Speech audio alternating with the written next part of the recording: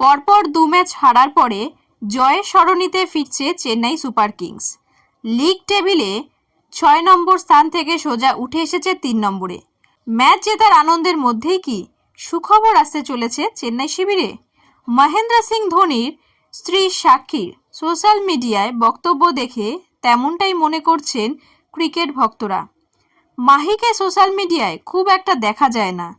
সমর্থকদের সেই অভাব কিছুটা হলেও পূরণ করেন তার স্ত্রী। এদিনও ম্যাচের মুহূর্ত সোশ্যাল মিডিয়ায় পোস্ট করেন সাক্ষী। যদিও ছবির থেকে বেশি ভক্তদের নজর কেড়েছে তার ক্যাপশন, যেখানে তিনি চেন্নাইকে তাড়াতাড়ি ম্যাচ শেষ করার অনুরোধ জানিয়েছেন, কারণ ঘরে ফুটফুটে এক সন্তান আসতে চলেছে। সঙ্গে সঙ্গে ভাইরাল হয়ে যায় সেই পোস্ট। তাহলে কি ফের সুখবর আসতে চলেছে ধোনির ঘরে? সাক্ষীর পোস্টে যদিও সে বিষয়ে পরিষ্কার করে লেখা নেই, বরং সেখানে তিনি নিজেকে বুয়া বা পিসি বলে উল্লেখ করেছেন। সাক্ষী লিখেছেন, চেন্নাই টিম তাড়াতাড়ি খেলা শেষ করো, বেবি আসতে চলেছে, পিসি অনুরোধ করছে। তারপরেই শুরু হয় গুঞ্জন। ঠিক কী বোঝাতে চাইলেন সাক্ষী? ম্যাচ যদিও তাড়াতাড়ি শেষ করে ফেলেন ধোনিরা। প্রথমে ব্যাট করে চেন্নাই 212 রান তোলে।